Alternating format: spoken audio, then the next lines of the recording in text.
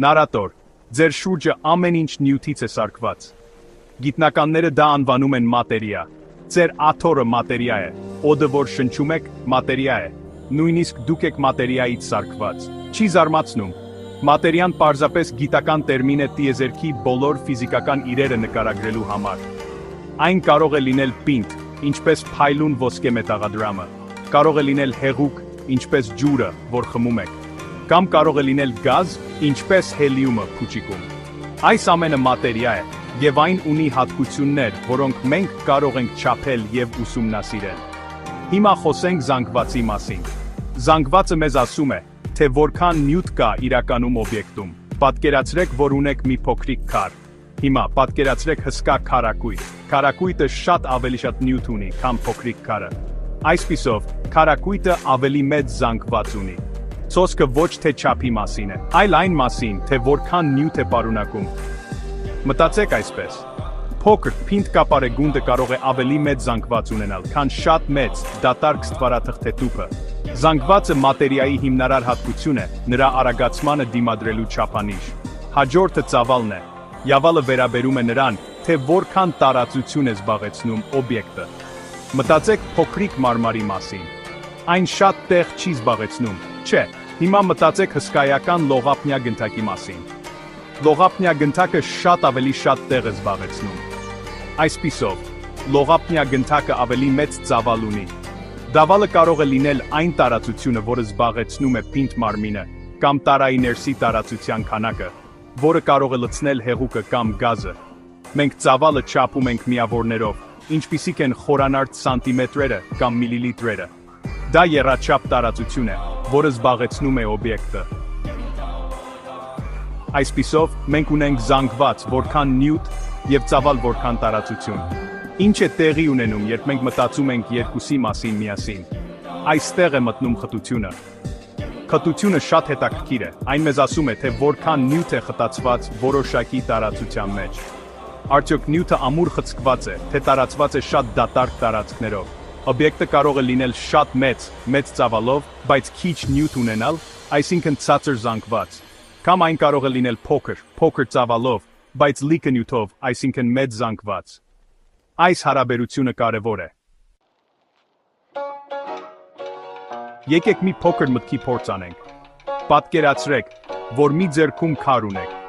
իսկ մյուս ձեռքում խոհանոցային սպունգ։ Ենթադրենք, դրանք մոտավորապես նույն չափի են, այսինքն ունեն մոտավորապես նույն ծավալը։ Որն է ձեզ ավելի ծանր թվում։ Ամենայն հավանականությամբ, քարն ավելի ծանր է թվում, չէ։ Նույնիսկ եթե դրանք զբաղեցնում են նմանատիպ տարածություն, մեկը հստակորեն ավելի շատ ուժ ունի, երբ այն բռնում եք։ Այս պարզ դիտարկումը դարպաս է դեպի շատ կարևոր գիտական հասկացության ըմբռնումը։ Ինչու է քարն ավելի ծանր թվում, եթե այն նույն չափի է, ինչ սպունգը։ Դա այն պատճառով է, որ քարն ավելի շատ զանգված ունի խտացված նույն ծավալում։ Քարը կազմող փոքրիկ մասնիկները շատ ամուր սեղմված են միմյանց։ Դրանց միջև շատ դատարկ տարածություն չկա։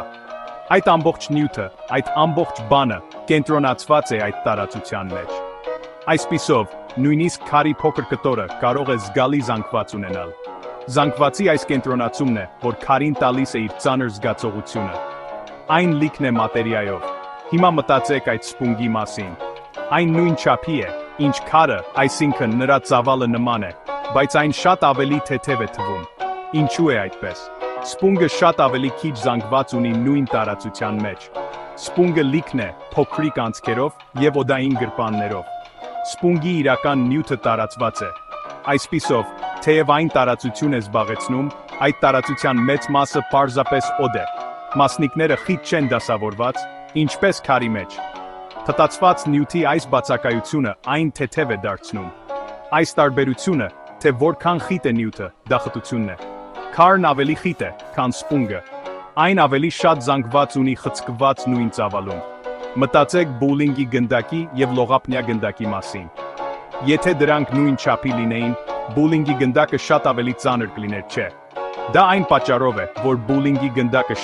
շատ ավելի խիտ է, քան լողափնյա գնդակը, որը հիմնականում լցված է օդով։ Թթությունը օգնում է մեզ համեմատել, թե որքան ծանր է օբյեկտը իր չափի համար։ Դա շատ օգտակար հատկություն է։ Գիտնականները սիրում են ամեն ինչ բանաձևերով նկարագրել, եւ խտությունը ունի շատ պարզ բանաձև։ Պատրաստ եք դրան։ Փտությունը հավասար է զանգվածին բաժանած ծավալի։ Մենք դա կարող ենք գրել որպես D հավասար է M բաժանած V-ի։ Եկեք դա բացատրենք։ D-ն նշանակում է խտություն, որը մենք ուզում ենք գտնել։ M-ը նշանակում է զանգված, որը օբյեկտի մեջ եղած նյութի քանակն է։ Եվ V-ն նշանակում է ծավալ, որը օբյեկտի զբաղեցրած տարածությունն է։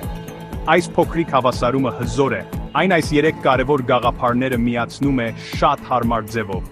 Ուրեմն, ինչպես ենք օգտագործում այս զարմանալի բանաձևը։ Ենթադրենք, ունեք մի օբյեկտ։ Նախ դուք գտնում եք նրա զանգվածը։ Հնարավոր է կշեռքի միջոցով։ Ենթադրենք, նրա զանգվածը 20 գրամ է։ Ապա, դուք գտնում եք նրա ծավալը։ Հնարավոր է, դուք այն չափում եք, կամ օգտագործում եք ջրի տեղաշարժում։ Ենթադրենք նրա ծավալը 10 խորանարդ սանտիմետր է։ Հիմա դուք պարզապես այդ թվերը տեղադրում եք մեր բանաձևի մեջ։ D հավասար է M բաժանած V-ի։ Այսպիսով, խտությունը հավասար է 20 գրամին բաժանած 10 խորանարդ սանտիմետրի։ Հաշվեք, 20-ը բաժանած 10-ի 2 է։ Այսպիսով, խտությունը 2 գրամ է 1 խորանարդ սանտիմետրի համար։ Տեսնում եք, գիտությունը հետաքրքիր է, բայց սպասեք, էլ ավելին կա։ Իսկ ինչ կլինի, եթե դուք գիտեք ինչ-որ բանի խտությունը եւ նրա ծավալը եւ ուզում եք գտնել նրա զանգվածը։ Դուք կարող եք վերաձևակերպել բանաձևը։ Եթե D հավասար է M բաժանած V-ի,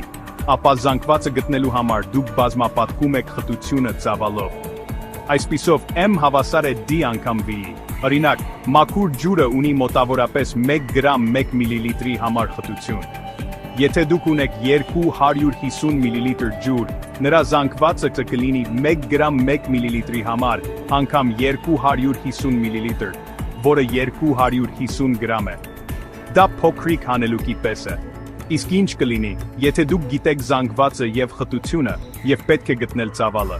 Դուք կարող եք նորից վերաձևակերպել բանաձևը։ Եթե D հավասար է M բաժանած V-ի, ապա ծավալը գտնելու համար դուք զանգվածը բաժանում եք խտության վրա։ Այսպիսով, V հավասար է M բաժանած D-ի։ Ենթադրենք, դուք ունեք 100 գրամ հատուկ մետաղ, եւ դուք գիտեք, որ նրա խտությունը 10 գրամ է 1 խորանարդ սանտիմետրի համար։ Նրա ծավալը գտնելու համար դուք հաշվում եք։ Ծավալը հավասար է 100 գրամին բաժանած 10 գրամ 1 խորանարդ սանտիմետրի։ Դա նշանակում է, որ ծավալը 10 խորանարդ սանտիմետր է։ Այս բանաձևը գիտական բազմաֆունկցիոնալ գործիքի պես է։ Ուրեմն, ինչու է խտության մասին իմանալը այդքան կարևոր։ Դե, այն օգնում է մեզ շատ բան հասկանալ աշխարհի մասին։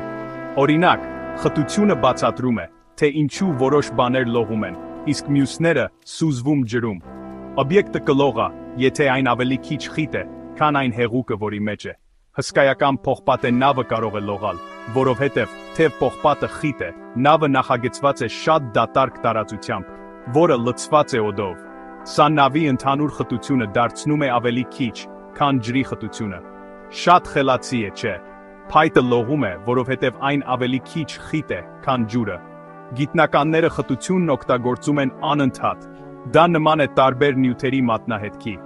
Յուրաքանչյուր մաքուր նյութ ունի իր հատուկ հայտնի խտությունը։ Այսպիսով, եթե գիտնականը գտնում է անհայտ նյութ, նա կարող է չափել դրա զանգվածը եւ ծավալը, հաշվարկել դրա խտությունը, ապա համեմատել այդ խտությունը հայտնի արժեքների հետ։ Սա կարող է օգնել նրանց պարզել, թե ինչ նյութ է դա։ Արդյոք ոսկի է, արդյոք քվարց է, արդյոք ինչ-որ նոր բան է։ Փտությունը կարևոր հուշումներ է տալիս քիմիայի, երկրաբանության եւ նյութագիտության մեջ։ Դա տեղեկատվության կարևոր մաս է։ Փտությունը նաեւ մեր առօրյա կյանքում ավելի շատ է հայտնվում, քան կարող եք մտածել։ Երբ տեսնում եք յուղը քացախի վրա աղցանային սուսում, դա այն պատճառով է, որ յուղը ավելի քիչ խիտ է, քան քացախը։ Խտությունը հասկանալը կարևոր է ինժեներների համար, երբ նրանք ընտրում են նյութեր ամուր, բայց թեթև ինքնաթիռներ կամ ամուր շենքեր կառուցելու համար։ Նույնիսկ խոհարարությունը ներառում է խտություն։ Մտածեք, թե ինչպես է սերուցքը բարձրանում կաթի վերևը։ Իսկ տաք օդապարիկը։ Այն լողում է, որովհետև ներսի տաքացված օդը ավելի քիչ խիտ է, քան դրսի ավելի սառը օդը։ Այսպիսով, տեսնում եք, խտությունը, զանգվածը եւ ծավալը պարզապես գիտական գրքի բառեր չեն։ Դրանք հիմնարար հասկացություններ են, որոնք օգնում են մեզ բացատրել և շփվել մեր շրջապատի աշխարհի հետ։ Փոքրիկ ատոմներից մինչև հսկա մոլորակներ, այս գաղափարները գործում են։ Դրանք հասկանալը օգնում է մեզ ստեղծել զարմանալի բաներ, բացահայտել նյութեր և նույնիսկ ավելի լավ աղցանային սուս պատրաստել։ Շարունակեք ուսումնասիրել, շարունակեք հարցեր տալ, որովհետև գիտությունը մեր շուրջն է, և այն աներևակայելիորեն հետաքրքիր է։ Տիեզերքը հսկայական և հրաշալի վայր է, և խտությունը դրա գաղտնիքներից մեկն է։